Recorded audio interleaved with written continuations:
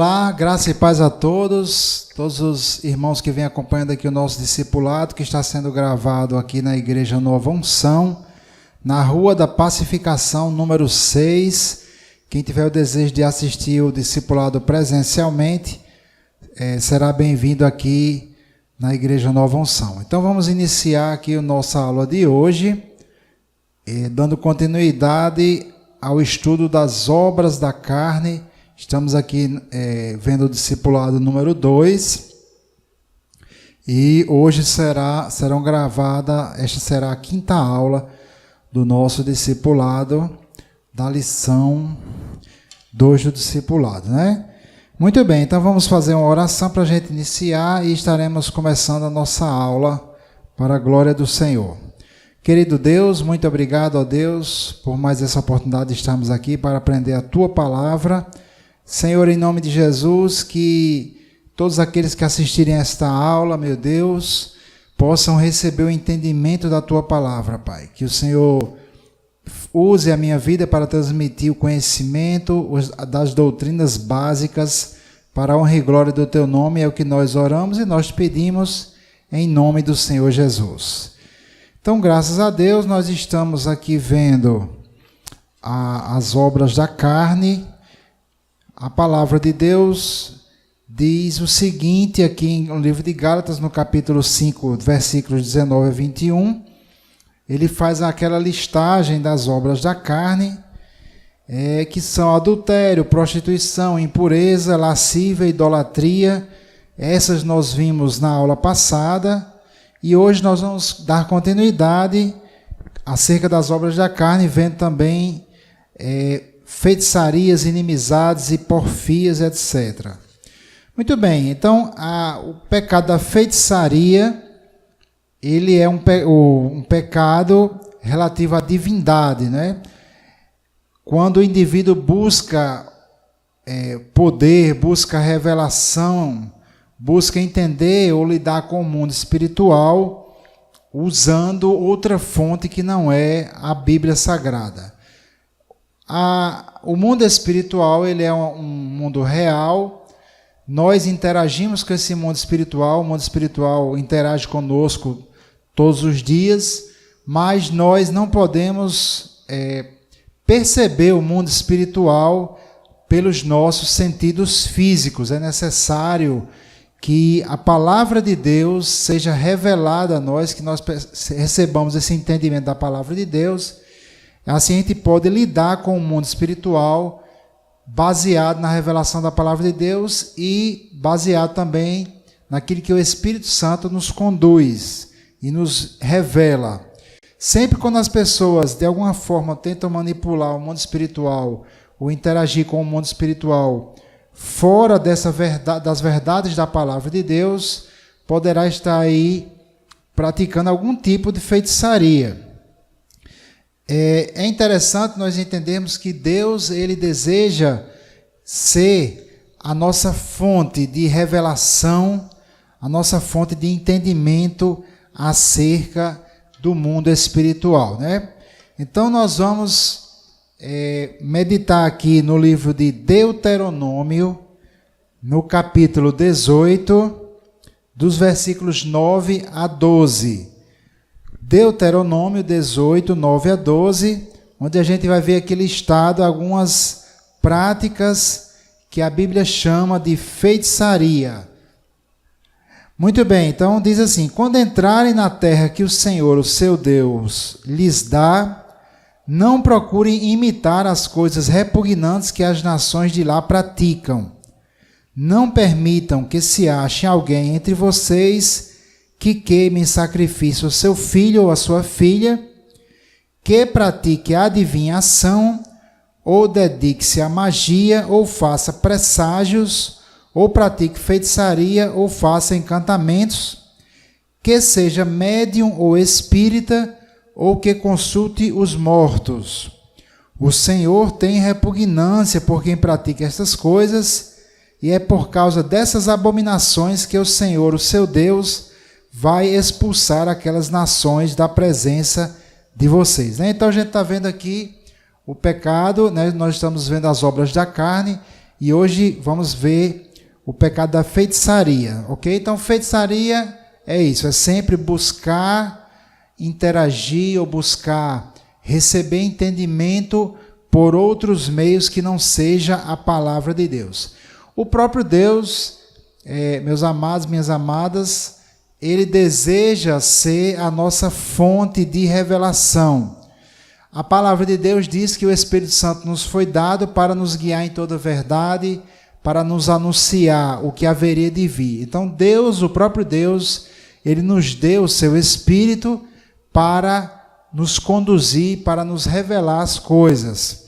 Então, práticas que a Bíblia condena, né, nós vemos aqui, magia, adivinhações, tem também aquela parte de cartomancia, que é o uso das cartas para prever o futuro, a quiromancia, que é a leitura das mãos, e a astrologia, que é a prática de se consultar os astros, né, as estrelas, etc., horóscopo, para se saber o futuro. Então, essas práticas são práticas que a Bíblia considera feitiçaria, e veja que Deus tem repugnância, né? São abominações aos olhos de Deus, e eram práticas normais, comuns na época da lei de Moisés. Então, Deus, é importante entender isso, que Deus deseja se revelar para nós, Ele deseja ser a nossa fonte. Nós não devemos buscar consultar os mortos, ou consultar os médiuns, ou pessoas que tentem consultar outras fontes que não sejam Deus, ok? Eu tenho muitas histórias sobre isso, de pessoas que procuraram interagir com pessoas que já morreram e depois descobriram que eram demônios. E tenho exemplos onde Deus revelou para nós coisas do futuro. Então, não é necessário para nós, filhos de Deus, a gente buscar esse entendimento através de outras fontes, tá bom? Porque aí a gente pode ser enganado por Satanás. Eu tenho o exemplo da minha própria vida. A gente morava aqui já em Emaús, neste bairro aqui, e nossos filhos completaram a antiga 4ª série, eu acho que hoje é 5º ano. E nós fomos deixando para procurar colégio para eles já muito em cima de dezembro. E eu lembro que a gente começou a procurar aqui nas redondezas uma escola onde eles pudessem continuar os estudos deles, e a gente não encontrou mais. E foi bem complicado, porque a gente morava aqui, próximo aqui dessa região, e não encontramos mesmo, não sei. Não tinha vaga, a gente foi em um e foi em outro colégio e não encontramos vaga. Então a gente ficou sem saber o que fazer e fomos orar. Eu e minha esposa, né, oramos pedindo a Deus que nos mostrasse o que é que a gente deveria fazer, onde é que os nossos filhos deveriam estudar. E nós, enquanto a gente orava, eu tive uma visão e eu vi um colégio que ficava em Natal, bem longe de onde a gente morava, bem longe dessa região aqui. Esse colégio, o nome do colégio era João Paulo II, Escola Professor João Paulo II, a Escola João Paulo II. Né? É uma escola infantil, mas dava certo para ele. Só que era muito longe, era próximo à casa do meu sogro. Meu sogro, ele morava no bairro de Lagoa Nova. E eu achei estranho aquilo, mas eu tive aquela visão e falei para minha esposa, e nós conversamos com meu sogro. Então, foi a única forma que a gente teve de colocar eles na escola. A gente foi lá e tinha vaga e colocamos ele lá, mas era bem distante, só que eu passava por lá quando ia trabalhar. Então eu passava, deixava eles na escola, ia trabalhar, aí quando dava a hora deles saírem do colégio, meu sogro ia lá, pegava eles, ficavam lá na casa dos meus sogros, né? Aí eu voltava do trabalho, pegava eles e ia para casa. Aparentemente foi uma coisa meio sem sentido fazer isso, né? Só que o que é que aconteceu? Um mês depois que isso aconteceu, meu sogro, que sempre disse que jamais moraria em apartamento, recebeu um dinheiro de um seguro de vida que ele tinha feito, porque ele é cardíaco. E o que foi que ele fez? Ele e a minha sogra decidiram comprar um apartamento lá em Cidade Verde. e ele pegou e nos chamou para morar na casa dele, lá no bairro de Lagoa Nova, lá em Natal. O resultado foi que a gente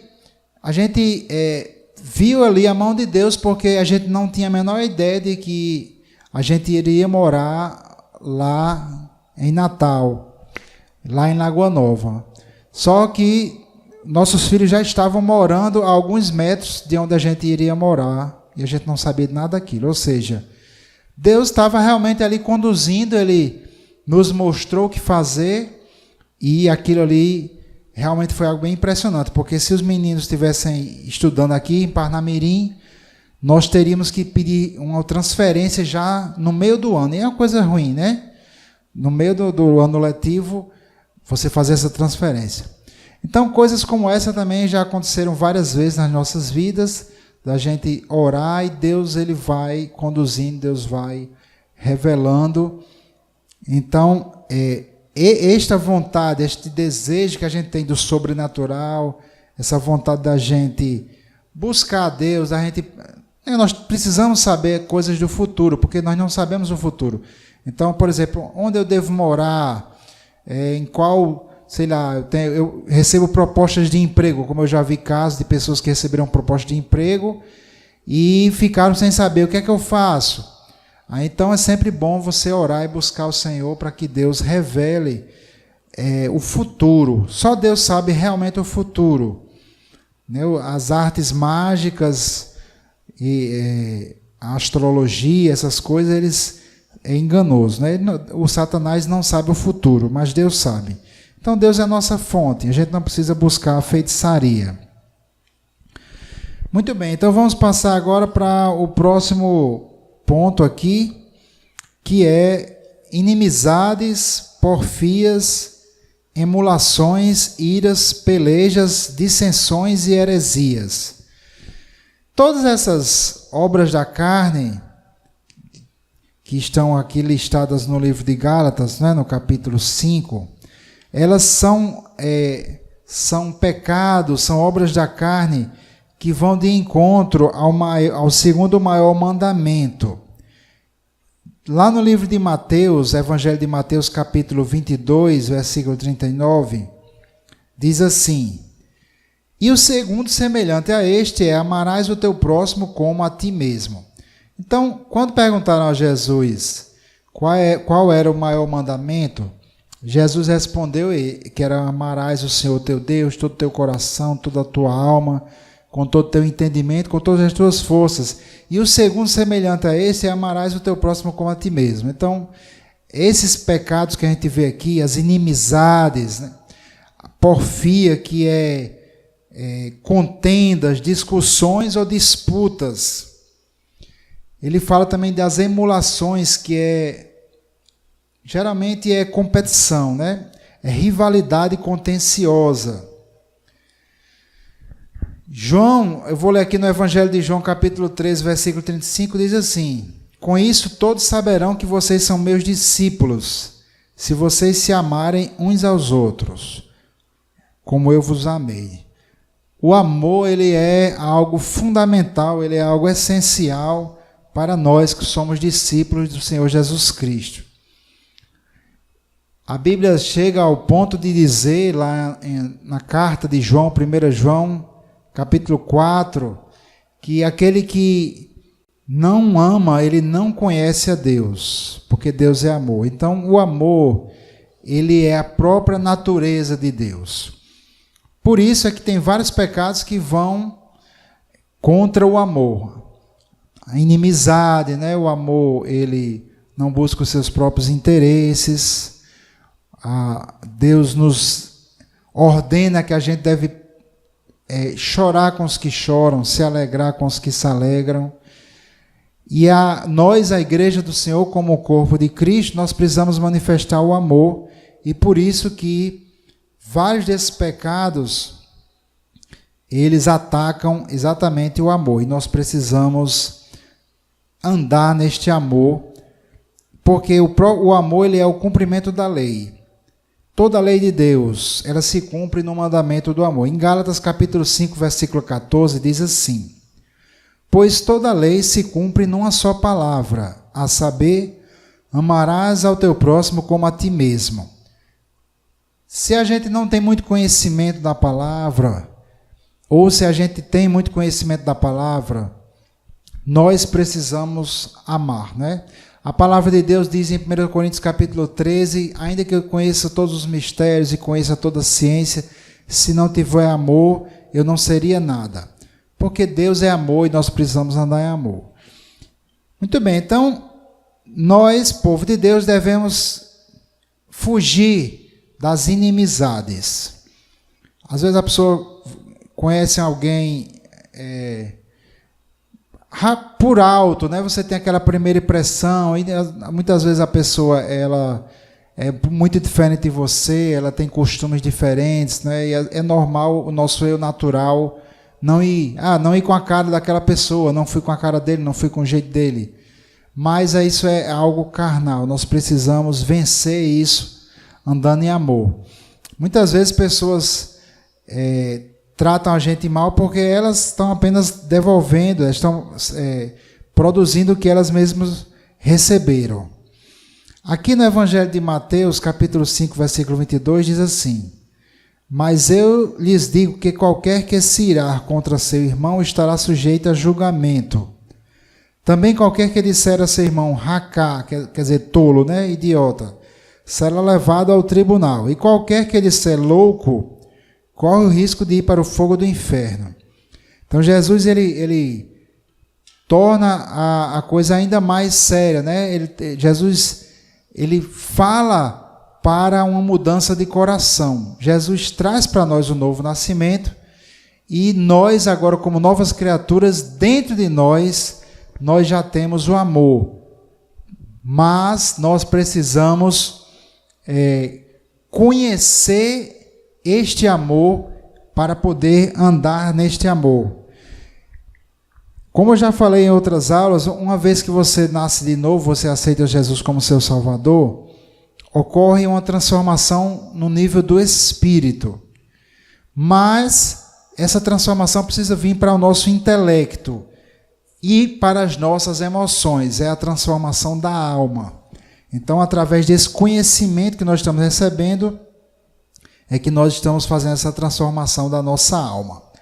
Então, outra obra da carne aqui listada, né, que atinge o amor, são as iras, ou pelejas também, que são os partidarismos ou facções.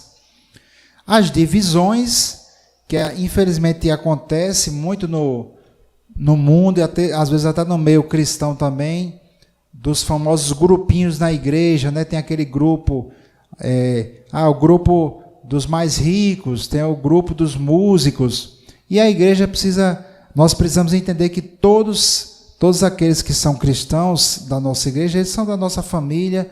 Nós devemos fugir das divisões, das dissensões.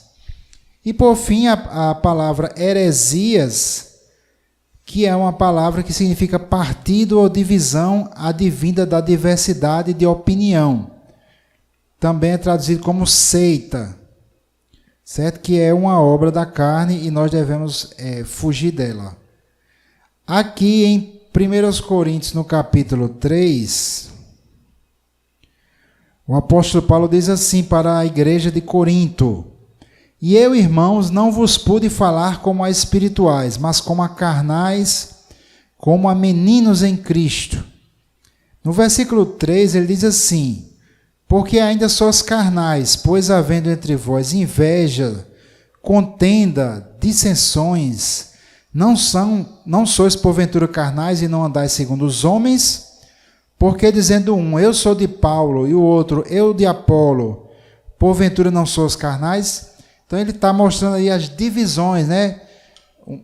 A igreja, que deveria ser um corpo só, estava se dividindo em facções. Uns, eu gosto mais de Paulo, então eu sou dele. Aí o outro diz, não, eu sou de Apolo, eu gosto mais de Apolo. E Paulo aqui depois ele continua a mostrar o seguinte, que vamos trazendo aqui para o contexto de hoje, né? Vamos trazer aqui para a Nova Unção, para a nossa igreja.